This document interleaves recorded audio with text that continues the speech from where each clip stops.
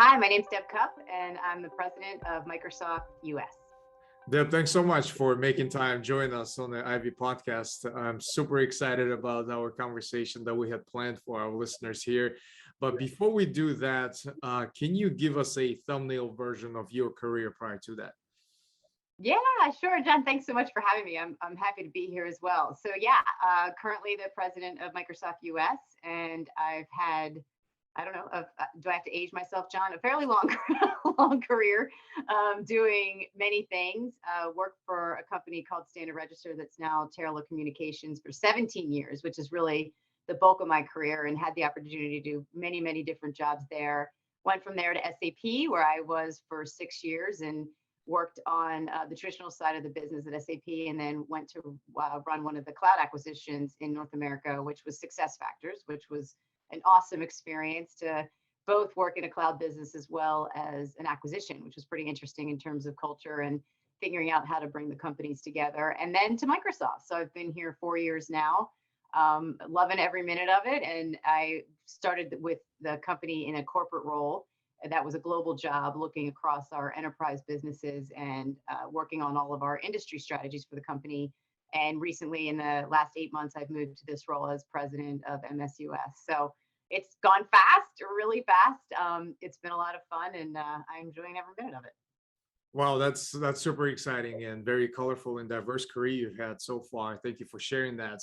So, having spent in roles of various levels and organizations of various size as well, tell us a little bit more about how just the evolution of your leadership style through these experiences. Maybe some examples or thoughts on just the authentic and empathetic leadership, because as we're listeners of your own show, Cup of Sunshine, and as you interview a lot of other accomplished executives and thought leaders, these are some of the things that you like to cover as well. So would love to get your thoughts on that perspective. Yeah, for sure. And I think, I've learned a lot, I think, as time has gone on. Early in my career, I can remember vividly my first management role. And I was very anxious about how I should show up. And I often sort of looked around to say, well, how did my manager behave? And what did that person look like? And should I emulate those behaviors? And how much of myself should I be bringing to work? And how do I want to show up, and do I seem smart enough? And I had all these kind of narratives running through my head early on, and through portions of my career. And even as you change companies and you see different cultures, you start to think about, do I have to sort of change the way I act or behave to fit into a particular culture? And I think, I was very lucky in my career early on, where I was surrounded by some great leadership.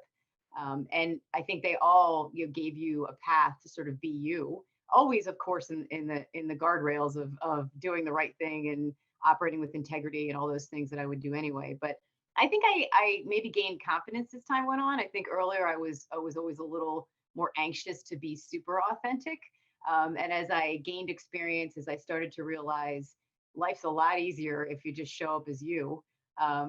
It makes it easier to do your job every single day, and people see it, like they appreciate it. And it's one thing I look for even when I bring new leaders into the organization, is to make sure that who they showed up as during their interview process is who they are when they get here. And I think it's giving people grace to make sure they can be that person and they can be authentic, because I mean, we all know this, you're at your best when you're your own authentic self. So it's definitely been a journey for me to gain comfort in being myself and gaining confidence in being myself. And I'll never be the smartest person in the room. I know that about a lot of things, and that's okay. Like, I like to surround myself with people who are amazing at what they do, and just having confidence in that too, I think is has been a journey for me, to make sure that I am okay with the fact that there's always going to be somebody that knows a lot more than I do, and that's fine. You don't have to be the smartest person when you're the boss. And I think that was something I might have thought earlier in my career, that I had to be the smartest person, or I had to be the one that had all the answers,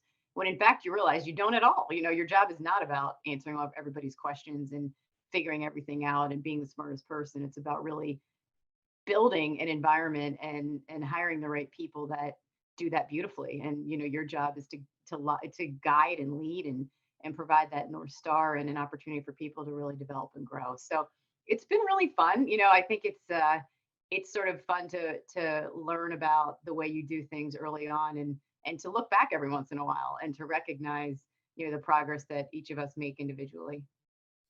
You've mentioned the all of the leaders and the other mentors of yours who have played an integral part in your success and your growth, and that resonates on so many levels that I'm always thankful for the people that have helped me as well through my journey.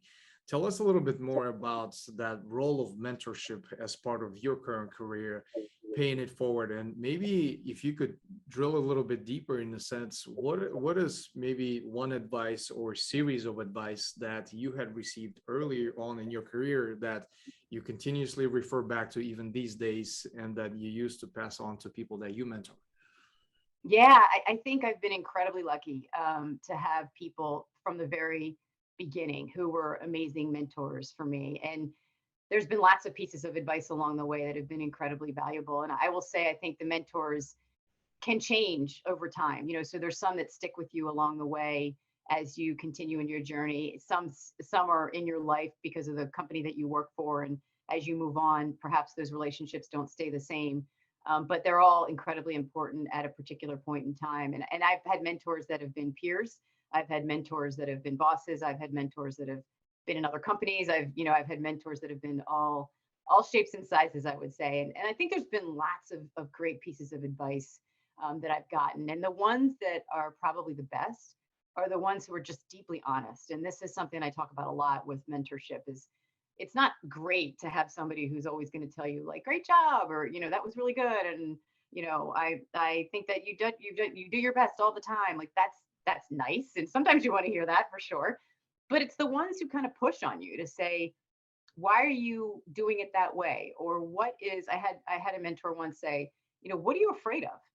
Like, why do you have these incredible conversations, in a small group? And then as the group gets bigger, your voice starts to, we don't hear you. Like, what is it? Like, what's holding you back?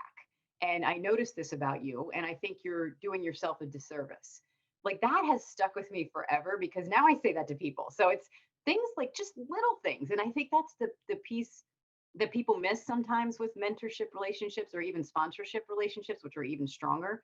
It's tiny little tidbits of people knowing you personally and recognizing things that can create a shift in the way that you do things that can be very material, even though it's small. And I think that's my advice I would give is don't look for these big silver bullets and game changing ideas that a mentor is going to bring. It's not about that. It's really more about a mentor identifying things about you as a person and recognizing that maybe you're not in the place you should be. Maybe you're not in a company that's a cultural fit for you, or maybe you're in a role that you're doing great, but you're not challenging yourself anymore, and you need to push to start thinking about doing something differently.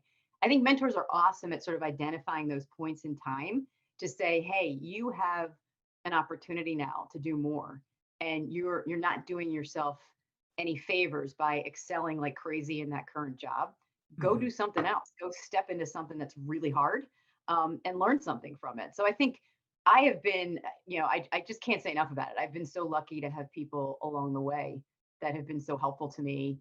And I ask them to push on me and to really be, constructive in their feedback so that I can continue to improve what I do every day.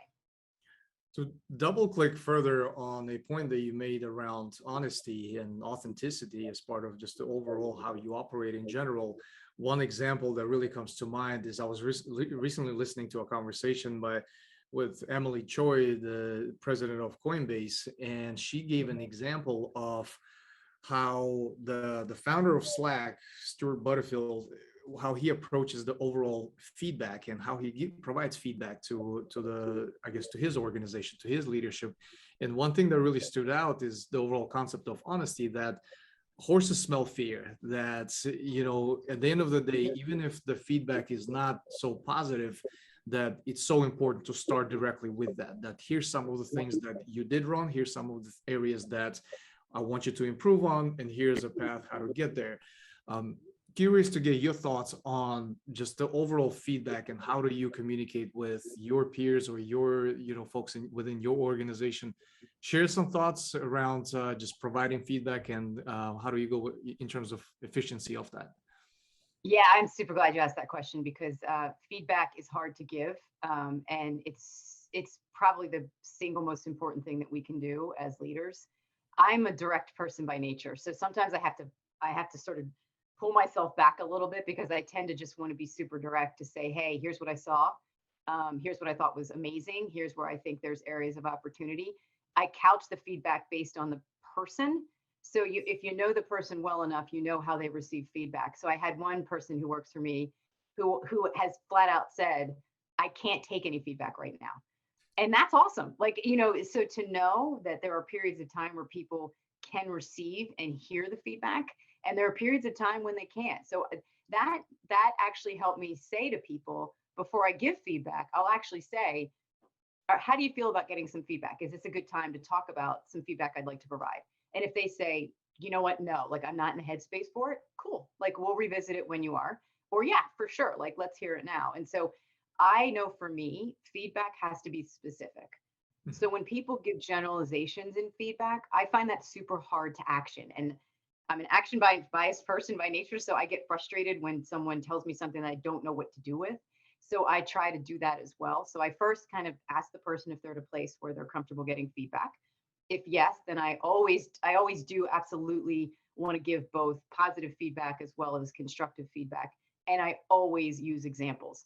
So sometimes I'll even find myself having sort of a general thought on someone who works with me, but I haven't yet kind of nailed it in terms of what the feedback is specifically. And then I'll wait. I'll actually wait until I see it in an example where I can come back to the person and say, here's an example of something that I think is an area of opportunity, and here's why I think it's important for you to think about it. That's sort of how I think about feedback. And it's also how I really like to receive feedback. Right, right, absolutely. And the next area that I want to touch upon is I'm super excited about because it's space that I have been influenced by ever since my early childhood. I come from a very athletic family. From my father Mhm. was a boxing coach. Well, he is a boxing coach during the Soviet Union, Cool. and my mom is a gymnast. So we basically grew up in the gym. Yeah. So the role of sports and just overall athletics in terms of that influence on me as a person and my leadership style has had tremendous impact. And I understand that's also the case with you as well.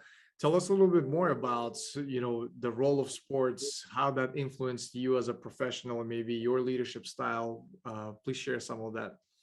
Yeah, yeah. It's similar to you. It's like core of my being. I think there's so much about sports that I adore, and it's so much a part of how I think about work. I mean, it's just, I often think like, what I did competitively for, however many years has sort of translated itself into the work environment for me. So I've always been a team sport person. So I think there's a tremendous power in team. And I think there's a lot about teams when you think about positions people play. So I think about it in the context of, is a person in the right position, is the team collectively working well together.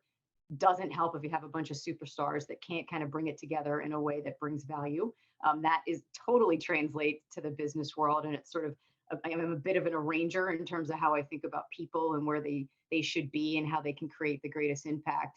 And it's super important how the team comes together. So for me, I think about it even in the context of hiring. Like it's super important that you have the superstar in terms of the capability, but the cultural aspect of that person is as important, because if that doesn't work, the team is not going to gel. So I think a lot about how I place people in and what role they'll play on that team and how collectively they can together give feedback. And one of the things I'm working on as I'm 8 months in my new role is we worked really hard on our culture as a team, as a leadership team, as to how we're going to actually operate together. And that to me is absolutely crucial, because you see what happens when it works. When you nail that piece of it and the team aspect is working, you see it kind of permeate throughout the organization. And that's the beauty of it. So when you get it right, I think it's like you can conquer anything. And I have a firm belief that teams together are 10 times the sum of their parts when they're executing at greatness. And I also, I'm a competitive person, so there's no doubt that absolutely has a component in my thinking, and always being able to think about, what could we do differently or better. And back even to the feedback point, when you grow up in sports, you get immediate feedback, and it's Right. always example based. So like, coaches, as you brought, they'll time out in motion and just say, okay, in practice, like, stop. Here's what just happened. Here's how we can address that differently. So I think part of that is also played in the way that I think about giving feedback to people going forward. So as you can tell, I'm super passionate about it. I love every part of it, and I think that's sort of how I've continued it forward in my life, has really shown up at work. Yeah, that resonates on so many levels, and we could probably spend the rest of the podcast talking about just that specific area. But just moving on, you've mentioned culture and just building. One of my favorite books is "Experimentation Matters," is by my HBS professor Stephen Tomke, and he talks a lot about just strategies to build and foster that culture of innovation. In terms of just your overall approach towards that, and it's not a sprint, it's a marathon, it's an ongoing Yeah. initiative that you have to continuously work on. Obviously Microsoft has a brand of just very innovative company, and for you to continuously foster that, share some thoughts from that perspective. What are the different strategies that really help you succeed from that perspective? Yeah, I think the first, to me, and the most important, is to create safe spaces. So people can't be innovative when they're nervous or they have fear. So we spend a lot of time thinking about how do we create a safe space that allows people to be innovative. And innovation is not just about products. Innovation can be anything. So I think that's one thing that we talk about a lot too, is don't think about it just in the context of you're innovating a particular product. You could be innovating a go-to-market strategy. You could be innovating a business process. You could be innovating all sorts of things. So part of it is expanding people's scope of mind to let them know that innovation can happen anywhere at any time. Creating a safe space so people know that they can try stuff, that it's not all going to work, and that we reward and encourage failure. You're going to get it wrong sometimes, and that's okay, but you took a step, and taking that step forward and being brave, it's one of our kind of our pillars, is really an important part of how you create innovation. So for me, it starts right at the root of creating space and energy and allowing for it to happen. And then, of course, we have all sorts of opportunities and teams and areas where people can do what they're passionate about, and they can find those things internally at Microsoft all the time. They can find them externally with customers, even, which is very cool.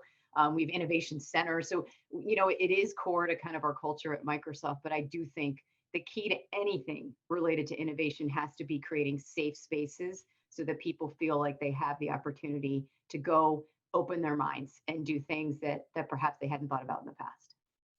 Going back to the analogy of sports, and for you as a head coach of your Uh-huh. current team, attracting and surrounding yourself with the top performers, top athletes, I would imagine that's at the top of your mind, probably And 24/7, whether you actively recruiting or not. Um, yep. Share a glimpse into perhaps an interview with you. What are the types of questions that you like to ask? And more importantly, what do you look for in the responses when you talk to candidates? Yeah, that's a good question. So, and I do. I'm obsessive over talent. So I think this is one thing I'm thinking about constantly. It's the most important thing. Nothing is more important than people. Period. So I think we spend a ton of time thinking about it, or I do, in terms of our people. So for me, I think first, a lot of homework before I even talk to somebody. So for everybody out there listening, know that everybody's perusing your profiles. People are checking up on you. We're a fairly connected industry, so it's pretty easy to get feedback on people. I do all that first. Like, I don't even talk to a person before I get feedback from those around them, or the market, to get perspective on the individual, and that helps me start to frame in my mind the cultural piece that I was mentioning. Is it someone that I believe can be a cultural fit? I look for people to be specific, and I look for people to be direct. So when people start to talk in sort of grand terms, a lot of times buzzwords are a big deal in this industry. That actually drives me crazy. So I want people to get really specific with me in terms of what is important to them. So part of the interview process is not just me interviewing them; it should be them interviewing me as well. So part of it is, will they be a fit here? And that is a huge part. Like, that's an automatic yes or no. Like, you're in or you're out if you can be a fit and fit into the culture that we're trying to build. And that's kind of the key. You won't even get to the interview, frankly, if you're not qualified. So I think that part for me is sort of like a check. Like, we know they're qualified. Then it's a question of what are they going to bring to the organization. So I'll ask real specific questions about what people do in scenarios or situations to get a flavor for how they react. I'll ask people to give me a perspective of what was your favorite job ever? Why? Like things that just are give me glimpses into their personality as well as their capability. And I like to make sure that they talk to a lot of people. So when you interview with Microsoft, you interview with a lot of people, and there's a really important reason for that, and that's to get different perspectives and to figure out whether the person is a fit as we think about the culture aspects of what we're trying to do, and the business we're trying to drive. And, are they bringing the capability, the expertise, the energy, the excitement? It doesn't have to be big energy, by the way. You can have quiet energy, but I look for that. I want people to be passionate about what they do. That goes a long, long way. And I also love people who you can be a realist for sure, but are they optimistic about the potential of what they can do, and what they think the business can do? So those are the types of things that I care a lot about. I'm also gritty, so I love grit. I love people that I know have worked hard. I love looking for previous athletes. I think there's a lot there in terms of dedication, rigor, management of time, things like that that are also really important. Well, there you go. If you are a candidate who is preparing for an interview with Deb, you have an insider look into what to expect in terms of the interview, and how basically you approach from that perspective. But kind of all jokes aside, I think it's the importance of providing the candidate the opportunity to also ask the right questions as well and make their own assessments in terms of, is this the right fit from the culture perspective or from the leadership standpoint. That resonates on so many levels. So appreciate you sharing that. Um, the other area that I'm also, I know you're very passionate about is around tech diversification and attracting more women into the industry. And it's a passion of mine as well, because my 8-year-old boy, he's passionate about computers technology, just like myself. And now my 4-year-old daughter is following his footsteps and just getting so curious about all of that. And it just, it's heartwarming to see that type of relationship, that progression. But at the same time, just overall from the state of the industry perspective, I can definitely see a lot of opportunities for growth, for improvement from that standpoint. Share your thoughts with Absolutely. us on that.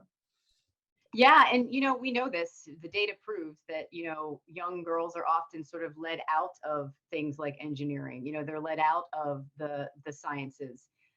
So starting very early. Thank you, by the way. We want young girls to feel like there's excitement and passion in those types of industries, and we want that to continue. So we do a lot of work at Microsoft around how can we support girls who code and things like that just get people excited about the potential. Part of the reason I love to do these things is because I think it's really important for women to see that other women are loving and enjoying the tech space, and you don't have to be a deep technical expert to do it. Also, there are a million different roles in these businesses that are really important and powerful, and I want people to realize that regardless of your background, there can be great fits in technology companies that don't have to be an engineer. Of course, if you are, that's awesome, but you don't have to be. So I think it's about creating space. It's about letting people see the potential. A lot of times they'll say, if you can't see someone doing the job, it's hard for you to understand how to get there. So we want to try to create as many open dialogues as we can.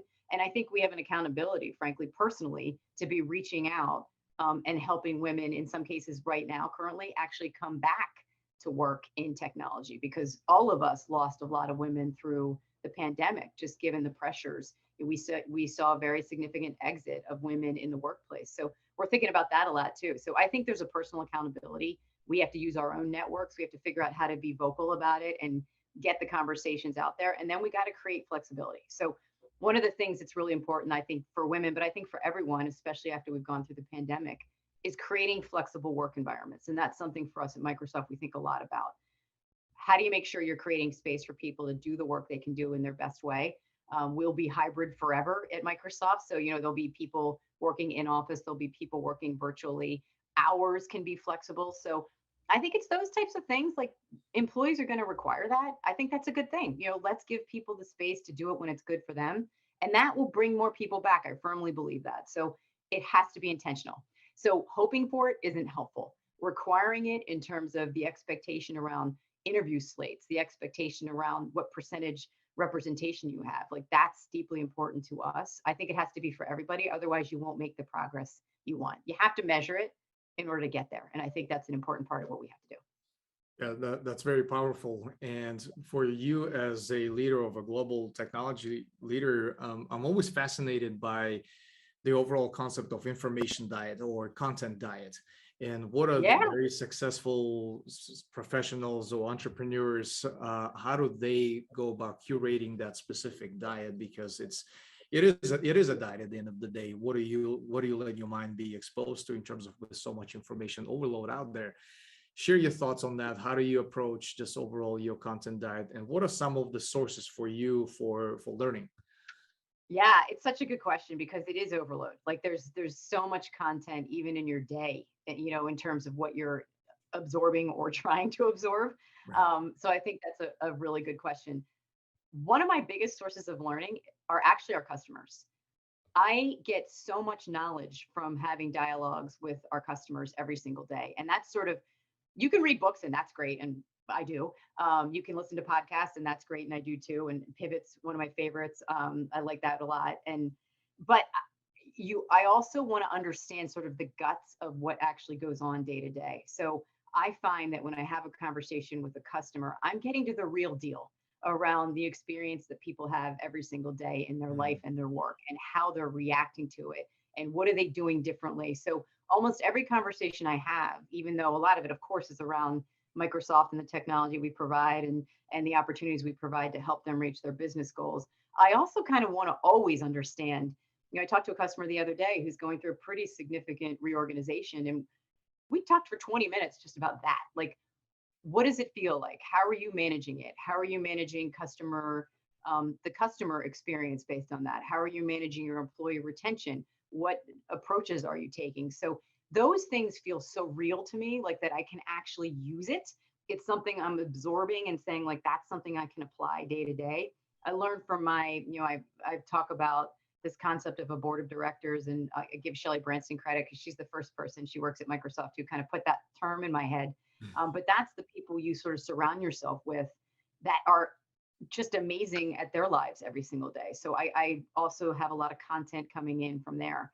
And then I would say you got to give yourself space to clear your mind. So there's so much coming in that I also just like to, like, reading for me is actually more of a pleasure thing. I would say content for business is, I think, more podcast and people. Reading is more pleasure for me. And that's kind of where, I'll read at night before I go to bed, or I was on vacation last week and I've read a ton. And, I like books like that are detective novels, or just, fiction, fun, easy, clear the brain, enjoy some time. That's sort of how I do it. So for me, it's a combination of a lot of different things from a content diet perspective. Well, that's a perfect segue to the next question I have in terms of books. So is there a book that you always recommend to others, and why is that? Yeah, you know what? I don't like this always drives people crazy, but I am not a favorites person. Like, I don't have a favorite book or a favorite anything. Yeah. I tend to sort of think about it in the context of the moment. Yeah, Yeah. I would say Dare to Lead by Brene Brown. Like, everybody should read Dare to Lead. Like, Mhm. especially now. Like, it's just so, back to the fear comment that I made earlier around Yeah. innovation. It's an easy book to absorb. It's so you can apply everything. Again, I'm big on sort of how can I apply things. I think she's awesome, and we at Microsoft did a lot of work with Dare to Lead last year with our teams. That's one that I think everybody could read and learn something from and benefit. But otherwise, it's sort of in the moment in terms of what Yeah. people are experiencing and what they're trying to focus on. For sure. I appreciate that. And just bringing back the conversation where it started, last but not least, who inspires Deb? Who do you consider your mentor, and why is that? Yeah, I mean, for me, like, I'm just going to go to my parents. My dad passed away about 11 years ago, but my mom and dad were workers. They were hardworking people. My dad was a sales guy through and through his whole life. My mom was a nurse, and she worked nights, so she'd be home during the day with us. And I have a brother and a sister. I'm the youngest of three. And you don't realize it in the moment. You don't. Like, as a kid, you're kind of like, oh, I guess this is just how everybody does things, and two hardworking parents that always just, nothing seemed like you couldn't get it. Like, everything was about, hey, if you want to do it, go do it. Like, if you put in the hard work, if you put in the time, anything is possible. So I think about that more now than ever, because I think there's so much realness in sort of how you get inspired and led by what your parents have done for you. I'm super grateful. So for me, I always think back to that, and I think about what my parents were actually managing at the time, which you don't realize when you're a kid. And it was a big deal. You're managing careers and paying bills and these crazy schedules so that you can be there for your kids' games and things like that. I mean, that to me is probably the biggest inspiration and impact on my life, frankly. Deb, I can't thank you enough for this very short and insightful conversation. I personally learned quite a bit. And what I love doing with all the guests on the Ivy podcast is do a follow-up recording in about a year where we revisit the conversation from a year ago and see if everything we've discussed still makes sense, still applies. So I'm definitely looking forward to doing that with you as well. I love that. That sounds awesome. And I so appreciate you having me. It's been really fun to talk with you.